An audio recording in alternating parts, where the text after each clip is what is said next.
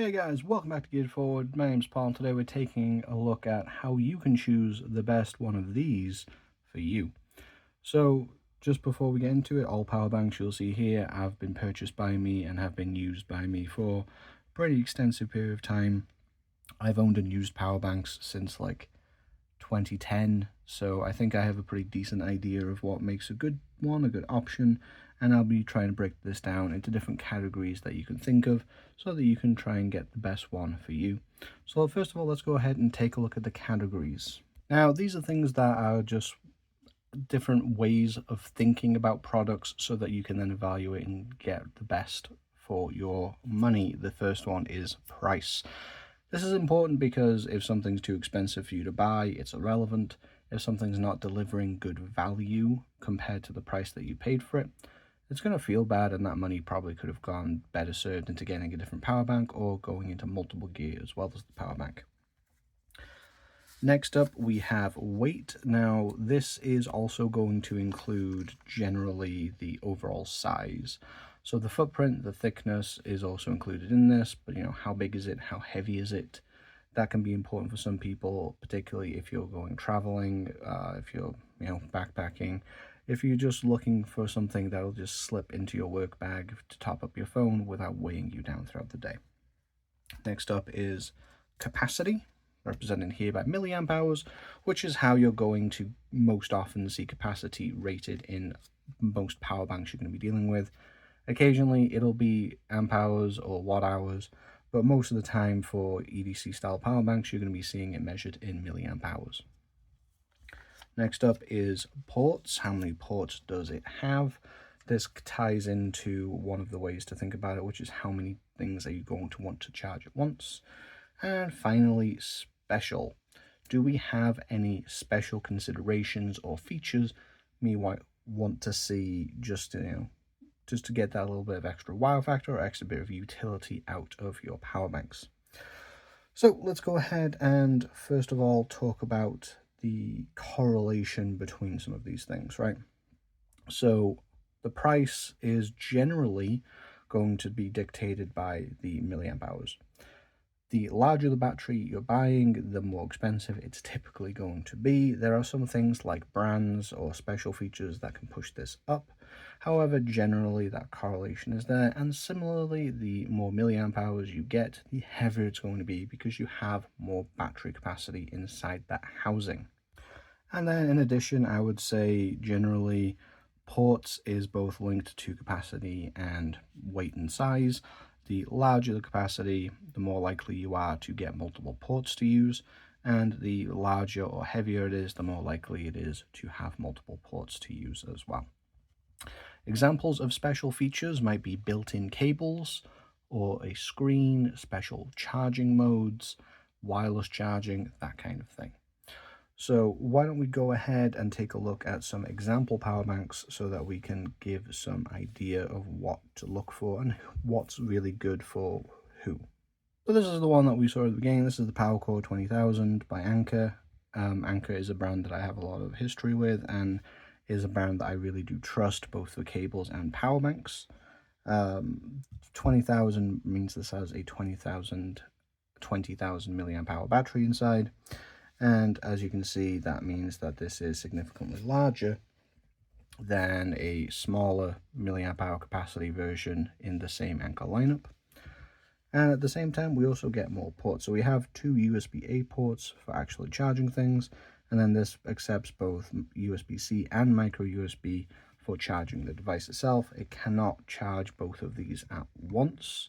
You can only accept one of them, but it does make that transition over to USB-C a bit easier if you have a lot of micro USB cables over still. I know I do. And then in terms of power indication, it just has some lights. This is going to be the most common power indication, just a series of LEDs, just to give you a 25, 50, 75, 100% breakdown. So as you can see, this is definitely bigger, and it is heavier because it has more milliamp hours. The price actually isn't that bad because it has no special features. This is about 20-ish pounds, I believe. However, because it is bigger, it gets more ports. And in terms of special features, the only thing to write home about here is that it does have low draw charging, indicated by this green light, which means that it can charge something like a smartwatch or earbuds, which would normally turn off the power bank after a little while because it doesn't register enough of a draw to stay turned on. Now let's contrast this to, say, this. This is the Icemag by Sharge. So you can get this in here. And despite this being half the capacity at 10,000 milliamp hours, this is actually around twice the price at about 47 pounds or 50 bucks. So we've gone down in capacity, increased the price. And why is that? And we've also gone down on ports. But why is that? And that's because of special features, right? So this is a wireless charging power bank. I have a Pixel 8 Pro, which I'm currently filming this on, which makes demonstrations a little difficult. But I use a MagSafe case with that, which means that I can just snap this on the back and it charges my phone on the go. So wireless charging in a power bank is a special feature that's going to increase the price a little bit. But this also does have LEDs and a cooling fan inside, which, whilst they are special features that most definitely increase the price, whether or not they increase the functionality is something that I strongly disagree with. This does still get very warm in use. The LEDs are nothing but flashy and the fan generates noise, and both of them consume power which could otherwise be used to charge a device. So special features have increased our price, but they haven't necessarily increased the functionality for our charging needs. Now, I will say it does improve certain things. This is a much quicker charging power bank than this guy, and this does offer a single USB-C port, which is bidirectional. You can charge the bank and it can charge other things, and it can charge other things whilst you're still using the wireless charging. Now, those things are very much nice, and the build quality is a little fancier, a little nicer, soft touch on the back than the Anker, which is very utilitarian. However, this is a good contrast where you're going to see special features really do mess with the price and capacity ratio significantly. So how can you choose a power bank that is actually going to do well for you? So I would start off by thinking about capacity. What do you need it to do? You can think of this in terms of a top-up, a full charge, or multiple charges. And once you know how much a power bank you want to deliver in terms of how much you need to charge, then you can start looking for something that is most appropriate for you. For example, let's take a look at this Anker PowerBank. This is a flip-up USB-C version. This is basically meant to hang underneath your device whilst you're still using it. It has a 5,000 milliamp hour capacity, and in terms of real-world use, depending what I'm doing, it can take my Pixel 8 Pro up an additional 40 to 56%, depending on what I'm doing at the same time. Obviously, if I'm playing a game, it's going to consume more power whilst it's charging, and the end result will be much lower. In terms of additional ports, it has a bidirectional USB-C, which both charges the device and you can use it to charge other things. It does offer the low current charging, and it does have simple indication on the front. So if all you're looking for is to top up your device should you need it, if your phone battery normally gets you through a day, but you might forget to put it on the charger in the morning, or you might have a bit of a longer day than normal, then this might be enough for you. And in terms of weight, in terms of size, this is easily going to fit into a jeans pocket or into a work bag, and you're not going to notice it until you need it. I personally carry this in a sling bag, and I don't notice it until I need it. However, if I was looking to fully recharge, then I would be looking at something like this. 10,000 milliamp hours. It has the option to wirelessly charge, which is significantly slower and less efficient, but it does have the option of quick charging, which is quite nice. If you're looking to fully recharge a device, I would say, generally speaking, 10,000 milliamp hours is what you're going to want to lean towards. You obviously don't have to get this fancy thing. You can get any variety of 10,000 milliamp hour banks. Again, Anker offers their own versions. And if you're looking to charge multiple devices, if you're looking to look after a tablet rather than a phone or something similar, then I would say lean a little bigger, look towards 1500, 1200 or 20,000 plus milliamp hours. And again, if you're looking for charging multiple devices, you are going to have to make sure that you have the required ports so that you can take care of them at the same time, as well as having enough capacity to charge them.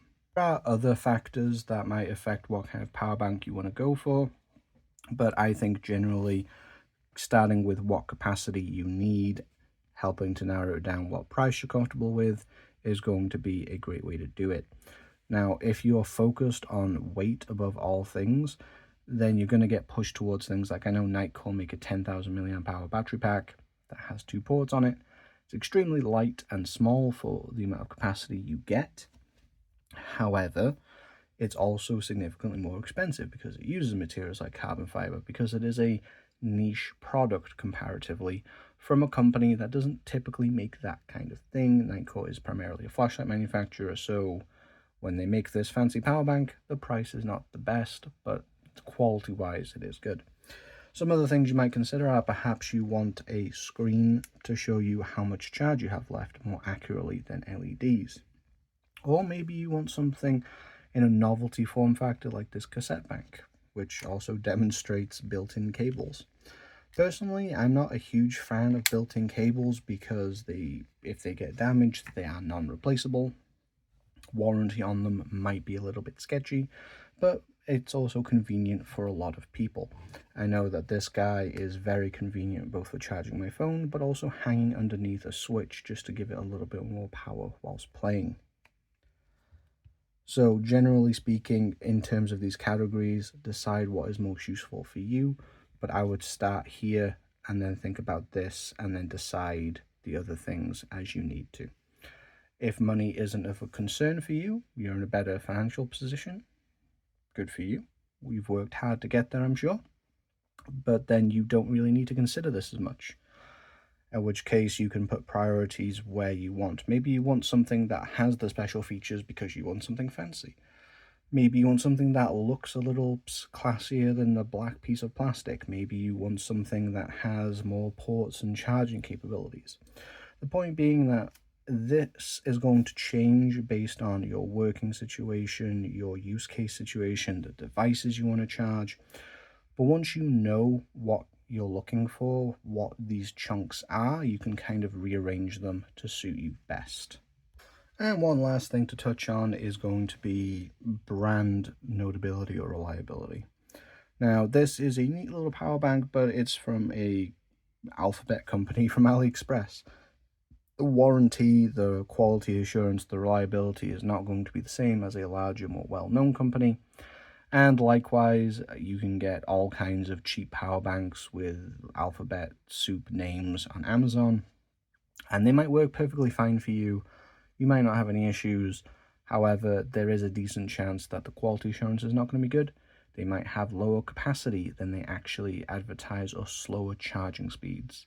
And personally, I don't like to mess around with batteries and cheaper unknown brands that much, because these contain a lot of energy, and if something were to happen, they were to swell, rupture, there is a safety concern. So by and large, I like to stick to well-known names. Again, I prefer Anker personally for most of my things. However, Sharge has performed well for me. If you're going to use an unknown thing, then just try and make sure you test it a lot before you go out and about, and try and make sure that you get something that has a lot of reviews, and make sure that the reviews are for that product and that there hasn't been a listing change, which is one way some less than reputable sellers get around the review process. But hopefully this has helped you. This is just a look into how I personally choose power banks. I think this is helpful for a lot of people. Once you can think about them in these different ways, evaluate what you want in that way, I think you can make educated decisions for yourself rather than just going off knee-jerk responses to list articles, gift guides, and YouTube videos. That said, I hope this YouTube video was helpful for you. I would greatly appreciate a like and a subscription if you did enjoy it. And if you could leave any comments on the video down below, I would greatly appreciate it. Is there any factors that I've missed or that you consider that I should add to this in a future version? Please let me know. If you would like to support the channel more directly, please consider a Patreon membership, a YouTube membership, or direct donation through Ko-fi. It does help get new devices on the channel for review, and I greatly appreciate it, although it's definitely not necessary. I just appreciate you watching. Until next time, I've been Paul, and I hope you have a wonderful rest of your day.